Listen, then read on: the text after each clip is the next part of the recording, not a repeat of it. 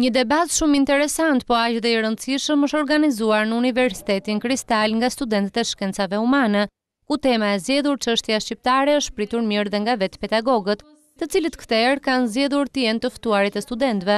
Studentët diskutuan dhe rëndësinë e kësaj çështje duke dhënë dhe propozimet e tyre gjatë citimeve të punimeve shkencore të përgatitura. Vendosëm që aktivitetin e parë ta zhvillojmë për një temë me shumë vlera, komplekse dhe sensitive. Kjo është problematika që lidhet me evolucionin që ka bërë çështja kombëtare shqiptare këto vitet e fundit. Se ne në Universitetin Kristal diskutojmë shpesh për problemet të çështjes sonë kombëtare. Grindemi midis nesh dhe përqendrime konkrete zyrtare që na duket se nuk përputhen me përmbajtjen e çështjes sonë kombëtare apo që nuk i shërbejnë ecjes më tej të saj.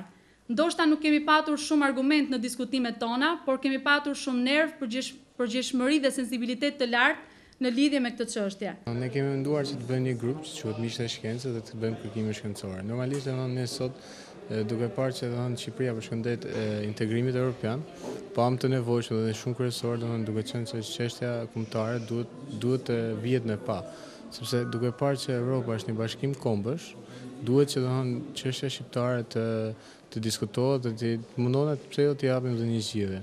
Unë personalisht kam një mendim që të organizohet siç është një organizim ndërkombëtar i çështjeve shqiptare, atyre që jetojnë në Kosovë, Maqedoni, diskutohet çështja qeverie, po të ngrihet një institucion nga qeveria. Kjo nismë e parë e këtij lloji është përshëndetur dhe nga rektori i Universitetit Kristal Marenglen Spiro, i cili ka theksuar se të gjitha këto punime të vlefshme do të botohen, pasi kjo është dhe një garanci e dhënë nga presidenti i Universitetit Kristal, Ahmet Muça, i cili ka çelur dhe një shtyp shkronjë për ta. Ju them që po jepni një kontribut shumë të rëndësishëm për institucionin tonë që të zhvillohet ashtu siç duhet, ashtu siç ne kemi krenarinë që të jemi dhe ashtu siç ne argumentojmë kur na vijnë akreditimet që na shikojnë se çfarë institucioni jemi ne. Kjo është e para. E dyta, juve do të bëni të tilla aktivitete, ju do bëni debatet me njëri tjetrin, padyshim kur bëhen debat të tilla shkencore nuk do të thotë që debati është që t'i bushim më të dini ju si takim me një mendim për këtë apo këtë gjë.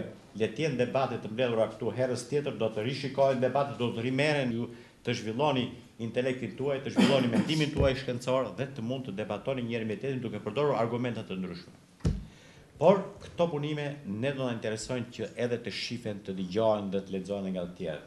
Kur them të shifen dhe të dëgjohen, ne do të zgjerojmë konferencat tuaj. Nëse kjo është e para, do të dëshiroja që shefi i departamentit, dekani i fakultetit, shefi i departamentit, të gjithë profesorët juaj, gjithë departamentet të mund të organizojmë të tilla konferenca apo debate, seminare në një aktiv çik më të gjerë, me më shumë studentë. Po kjo do vija avash avash.